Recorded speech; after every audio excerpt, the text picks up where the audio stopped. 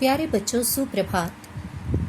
कल हमने संस्कृत का प्रथम पाठ मधुरा प्रभात वेला पढ़ा।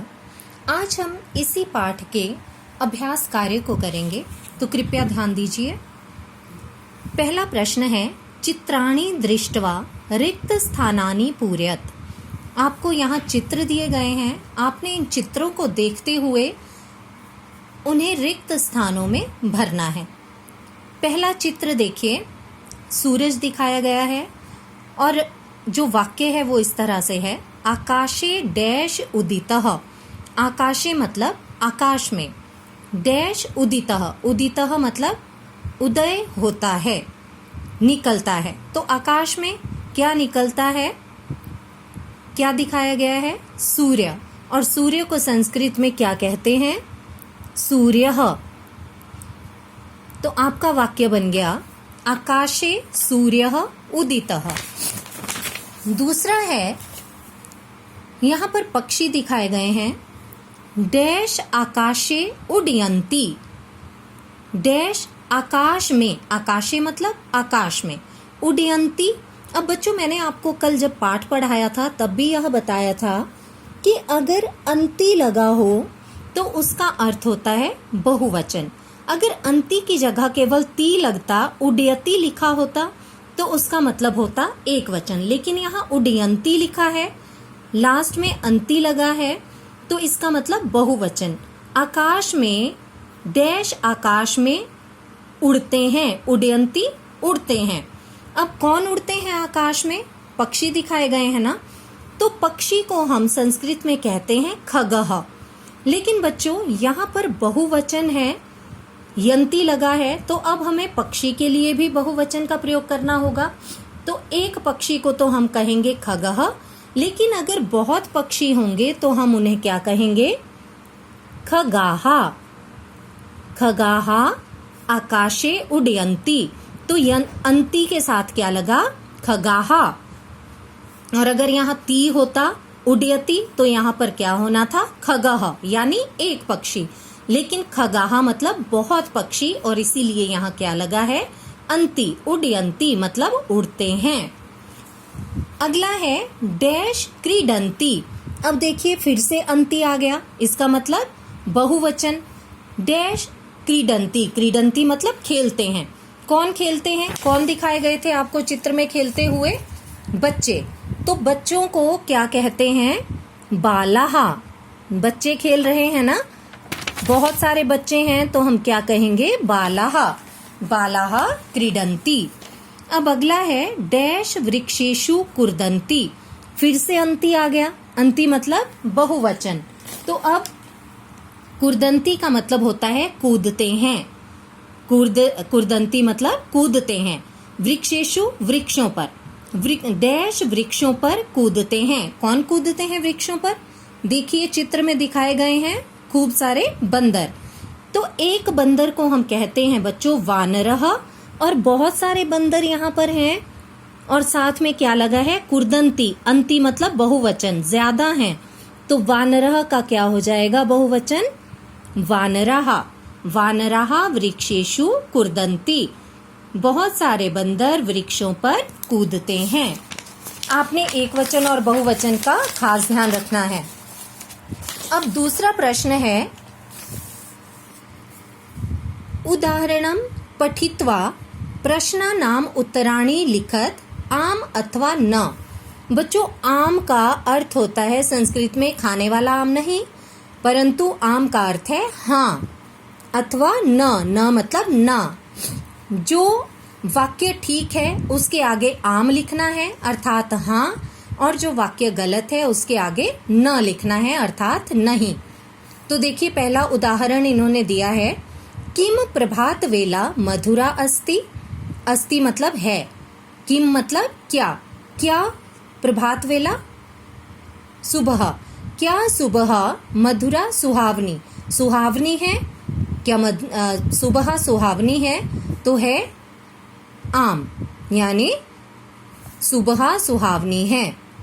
हाँ, किम सूर्यः प्रभात वेलायाम उदितः भवति। भवति होता है बच्चों होता है या होती है। किम सूर्यः, क्या सूर्य प्रभात वेलायाम, सुबह के समय, प्रभात मतलब सुबह, वेलायाम मतलब समय, क्या सूर्य सुबह के समय उदितः भवति, उदय होता है, भवति मतलब होता है, अस्ति मतलब है, मैं यहाँ लिख के बता देती हूँ आपको, अस्ति मतलब है और भवति मतलब होता है। क्या सूर्य सुबह के समय उदय होता है? अब आप बताओ, सुबह के समय ही उदित होता है ना, तो इसका उत्तर क्या होगा? आम, अर्थात हाँ। अगला है, किम प्रातः वानरः अपि प्रसन्नः भवति। किम मतलब क्या, प्रातः मतलब सुबह, वानरः मतलब बंदर, बहुत सारे बंदर, अपि मतलब भी, क्या सुबह बंदर भी प्रसन्नः भवन्ति, प्रसन्न, अब भवन्ति है तो भवन्ति होते हैं, क्या सुबह बंदर भी प्रसन्न होते हैं। अब देखो बच्चों, भवती है, भवती का मतलब होता है, और भवंती अंति लग गया तो मतलब होते हैं। क्या सुबह बंदर भी प्रसन्न होते हैं, होते हैं ना, आपको दिखाए गए थे चित्र में, सुबह सुबह सभी प्रसन्न होते हैं, तो बंदर भी प्रसन्न होते हैं, तो क्या उत्तर होगा? आम, अर्थात हाँ। अगला है, किम बालाः, क्या बच्चे उद्यानेषु क्रीडन्ति, बागों में, उद्यानेषु मतलब बागों में, क्या बच्चे, बालाः मतलब बच्चे, बहुत सारे बच्चे, उद्यानेषु बागों में, क्या बच्चे बागों में क्रीडन्ति खेलते हैं, खेलते हैं ना, तो क्या उत्तर होगा? आम, अर्थात हाँ। किम वानराः आकाशे भ्रमन्ति, क्या बंदर, वानराः मतलब बहुत सारे बंदर, आकाशे भ्रमन्ति, आकाशे मतलब आकाश में, भ्रमन्ति घूमते हैं। अब आप बताओ, बंदर आकाश में घूमते हैं? नहीं ना, तो क्या उत्तर होगा? न, मतलब नहीं, भ्रमंती होता है बच्चों, घूमते हैं। किम प्रभात वेला सुखदायिनी अस्ति, किम क्या, प्रभात वेला सुबह, सुखदायिनी सुख देने वाली, अस्ति है, क्या सुबह सुख देने वाली है, होती है ना, सुबह सुबह सभी को अच्छी लगती है, सुबह का समय सुख देने वाला होता है, अर्थात आनंद देने वाला होता है, तो क्या उत्तर होगा? आम, अर्थात हाँ।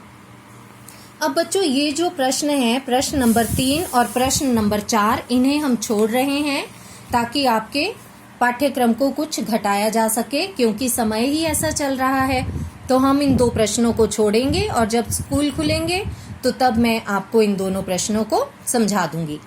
आगे है प्रश्न नंबर 5, उपरि दत्तं चित्रं दृष्ट्वा नामानि लिखन्तु।